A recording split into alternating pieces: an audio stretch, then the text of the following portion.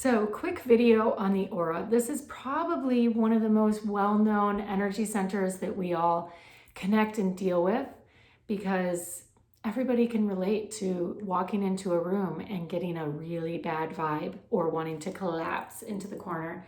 And everyone can relate to walking into a room and feeling its spark and feeling its electricity and its juiciness and everything else. Aura is in charge of all of that.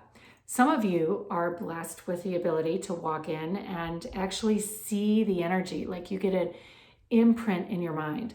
All of us are blessed with the ability to feel it, because I know all of you can relate to what I'm talking about when we walk into a room and either get a bad or a good vibe. That's the aura. It's what it's up to. It has a lot of different, it's as dynamic as the environment that it's engaging with. So I'm only going to focus on a few key points, and then there'll be subsequent videos that go deeper into what different elements, depending on the issues that you're coming up against with your aura or not. One, the aura can look like a cheesecloth, meaning if it looks like a cheesecloth, it's allowing everything to come in.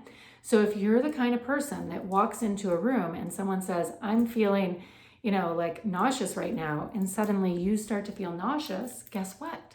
Your aura is taking all of that in. We have a component with this aura that's easiest to think of like a smart filter. I don't actually know what that means, and it's not like there's a dial on your energy system that looks like that. However, it works.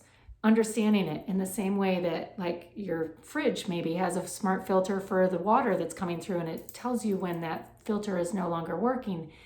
Your aura can get tuned into the right and proper energies for you in your energy system. Critical to know this. Here's another element to the aura that's critical to know. All illness lives in the aura prior to living within your system.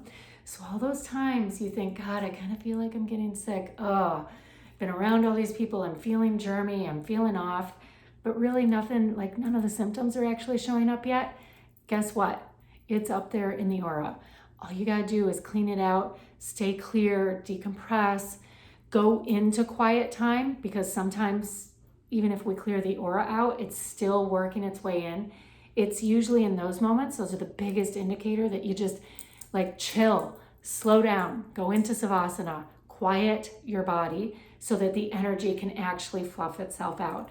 And you can prevent yourself or work itself out. We fluff the aura, that's why I'm saying that, but work itself out so that you are able to fluff the aura and do what it needs to do. When we actually get sick, the aura shrivels in on us, and we look like, instead of a big, beautiful, multi-dimensional colored ball, we look like a dry and shriveled raisin. Not what I want to look and feel like. And I know when you're feeling depressed and down and everything else, we don't want to go there. If that's one of your symptoms that's showing up, fluffing the aura, getting it open, expanding it is everything. Makes all the difference in the world. And in fact, I strongly recommend doing the aura fluffing exercise as an easy morning ritual routine to drop into, because what it does is it naturally, in the same way you fluff the covers and you fluff your pillows as you're making your bed, it fluffs your energy and it makes it look pretty and it makes it feel good, and it kicks off all the dust bunnies and energies of everyone else that have started to stick onto it. Auras are often known as being different aspects of color, and there's lots of books out there that tune into this color means this and this color means this and everything else.